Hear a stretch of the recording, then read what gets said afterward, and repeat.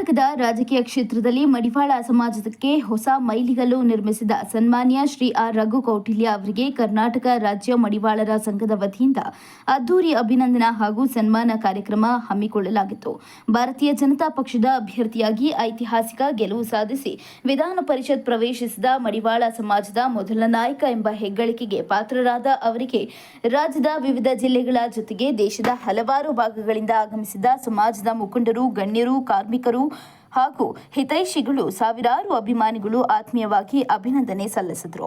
ಈ ಸಂದರ್ಭದಲ್ಲಿ ಮಾತನಾಡಿದ ಶ್ರೀ ಆರ್ ರಘು ಕೌಟಿಲ್ಯ ಅವರು, ಜುಲೈ 2ರಂದು ನಾನು ವಿಧಾನ ಪರಿಷತ್ ಸದಸ್ಯನಾಗಿ ಅಧಿಕಾರ ಸ್ವೀಕರಿಸಲಿದ್ದೇನೆ. ನನ್ನ ಮೇಲಿಟ್ಟಿರುವ ವಿಶ್ವಾಸವನ್ನು ಉಳಿಸಿಕೊಳ್ಳುವುದು ನನ್ನ ಮೊದಲ ಆದ್ಯತೆಯಾಗಿದ್ದು, ಯಾವುದೇ ಭೇದ ಭಾವವಿಲ್ಲದೆ ಪ್ರತಿಯೊಬ್ಬರ ಸಮಸ್ಯೆಗಳಿಗೆ ಸ್ಪಂದಿಸುವ ಜನಪ್ರತಿನಿಧಿಯಾಗಲು ಪ್ರಾಮಾಣಿಕ ಪ್ರಯತ್ನ ಮಾಡುತ್ತೇನೆ ಎಂದು ದೇಶದ ವಿವಿಧ ರಾಜ್ಯಗಳಿಂದ ಆಗಮಿಸಿ ಶುಭ ಹಾರೈಸುತ್ತಿರುವ ಪ್ರತಿಯೊಬ್ಬರ ಪ್ರೀತಿ ಮತ್ತು ಆಶೀರ್ವಾದ ನನಗೆ ಇನ್ನಷ್ಟು ಜವಾಬ್ದಾರಿಯನ್ನ ನೀಡಿದೆ ಎಂದು ಹೇಳಿದರು. ಮುಂದುವರೆದು ಮಾತನಾಡಿದ ಅವರು, ವರ್ಷಗಳ ಕಾಲ ರಾಜಕೀಯ ಪ್ರಾತಿನಿಧ್ಯದಿಂದ ವಂಚಿತವಾಗಿದ್ದ ಮಡಿವಾಳ ಸಮಾಜಕ್ಕೆ ಭಾರತೀಯ ಜನತಾ ಪಕ್ಷ ಹೊಸ ಅವಕಾಶ ಕಲ್ಪಿಸಿದೆ. ನನ್ನ ಆಯ್ಕೆಯು ಕೇವಲ ವೈಯಕ್ತಿಕ ಸಾಧನೆಯಲ್ಲ, ಇಡೀ ಸಮಾಜದ ಗೌರವ ಮತ್ತು ಆತ್ಮವಿಶ್ವಾಸವನ್ನು ಹೆಚ್ಚಿಸಿದ ಐತಿಹಾಸಿಕ ಕ್ಷಣವಾಗಿದೆ. ಈ ಅವಕಾಶವನ್ನು ಸಮಾಜದ ಅಭಿವೃದ್ಧಿ ಹಾಗೂ ಜನಸೇವೆಗೆ ಸಂಪೂರ್ಣವಾಗಿ ಸಮರ್ಪಿಸುತ್ತೇನೆ ಎಂದು ತಿಳಿಸಿದರು.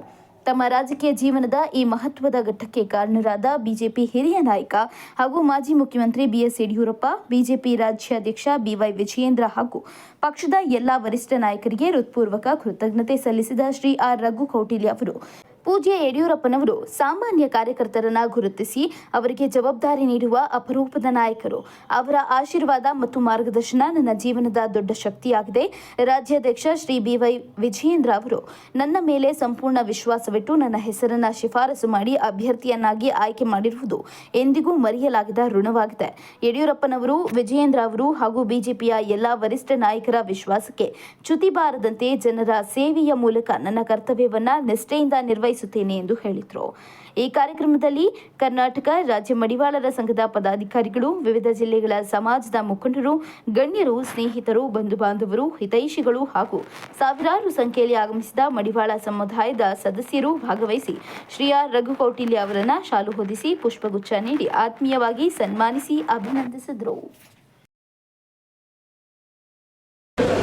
ಸಂಘದ ವತಿಯಿಂದ ಅಭಿಮಾನೋತ್ಸವದ ಒಂದು ಅಭಿನಂದನೆ ಕಾರ್ಯಕ್ರಮ ಇಟ್ಕೊಂಡಿದ್ದು, ಈ ಸಂದರ್ಭದಲ್ಲಿ ಏನು ಹೇಳಕ್ಕೆ ಬಯಸ್ತೀರಾ ಸರ್?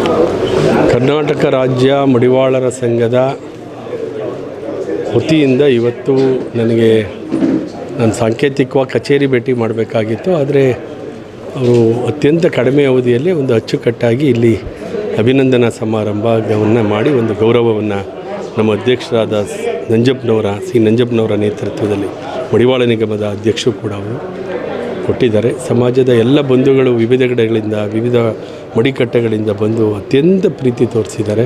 ಅವರ ಪ್ರೀತಿ ಅಭಿಮಾನಕ್ಕೆ ನಾನು ಚಿರಋಣಿ. ಬಹುಶಃ ಭಾರತದ ಸಾಂವಿಧಾನಿಕ ವ್ಯವಸ್ಥೆಯಲ್ಲಿ ಕರ್ನಾಟಕದಲ್ಲಿ ಸ್ವಾತಂತ್ರ್ಯ ಬಂದ ನಂತರ ಯಾವ ಕಾಯಕವನ್ನು, ವೃತ್ತಿಯನ್ನು, ಕುಲಕಸುಬು ಆಧಾರಿತ ಸಮುದಾಯಗಳು ಸಾಮಾಜಿಕ ನ್ಯಾಯದ ಅವಕಾಶ ವಂಚಿತದಿಂದ ಇದ್ದರು, ಸಾಮಾಜಿಕ ನ್ಯಾಯದಿಂದ ವಂಚಿತರಾಗಿದ್ದರು, ಅವಕಾಶ ವಂಚಿತ ಸಮುದಾಯಗಳೆನ್ನಿಸ್ಕೊಂಡಿದ್ರು. ಇಂಥ ಸಮುದಾಯಗಳಿಗೆ ರಾಜಕೀಯ ಅಧಿಕಾರ, ಶೈಕ್ಷಣಿಕ ಶಕ್ತಿ, ಆರ್ಥಿಕ ಶಕ್ತಿ ಸಿಗಬೇಕಾಗಿರ್ತಕ್ಕಂಥದ್ದು ಪ್ರಜಾಪ್ರಭುತ್ವದ ಆಶಯ, ಸಂವಿಧಾನದ ಉದ್ದೇಶ.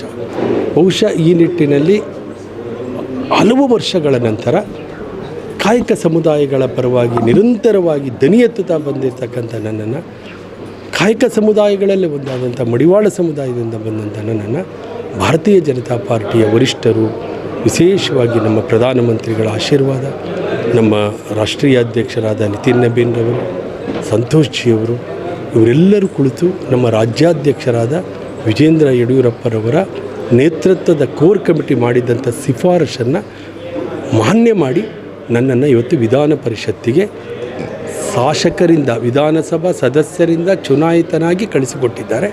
ಬಹುಶಃ ಇದು ಇಡೀ ನಮ್ಮ ಸಮುದಾಯಗಳಿಗೆ ಅತ್ಯಂತ ರೋಮಾಂಚನ ಉಂಟು ಮಾಡಿದೆ.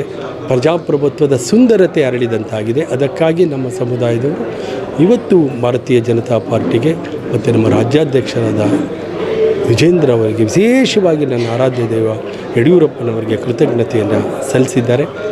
ಮತ್ತು ಇದೇ ಸಂದರ್ಭದಲ್ಲಿ ನನಗೆ ಅಭಿನಂದಿಸಿದ್ದಾರೆ. ಈ ಸಮುದಾಯಗಳ ಹಿತಾಸಕ್ತಿ, ಆಶಯ, ನಿರೀಕ್ಷೆ ಸಾಕಷ್ಟು ದೊಡ್ಡ ಮಟ್ಟದಲ್ಲೇ ಇದೆ. ಈ ಸಮುದಾಯಗಳಿಗೆ ರಾಜಕೀಯವಾಗಿ ಶಕ್ತಿಯನ್ನು ಕೊಡುವುದರ ಜೊತೆಗೆ ಅವರ ಸಾಮಾಜಿಕ ಸುರಕ್ಷತೆಯನ್ನು, ಸಾಮಾಜಿಕ ಭದ್ರತೆಯನ್ನು, ಅವರ ವೃತ್ತಿ ಕೌಶಲ್ಯತೆಗೆ ಬೇಕಾದಂತಹ ನೆರವನ್ನು ಸರ್ಕಾರದೊಂದಿಗೆ ನಿಂತು ಒಂದು ದನಿಯಾಗಿ, ಒಂದು ವೇದಿಕೆಯಾಗಿ, ಒಂದು ಸೇತುವೆಯಾಗಿ ಮಾಡುವಂಥ ಕರ್ತವ್ಯ ನನ್ನದಾಗಿದೆ. ಆ ನಿಟ್ಟಿನಲ್ಲಿ ಈ ಕಾಯಕ ಸಮುದಾಯಗಳೆಲ್ಲದಕ್ಕೂ ನಾನು ದನಿಯಾಗಿ ನಿಲ್ತೇನೆ.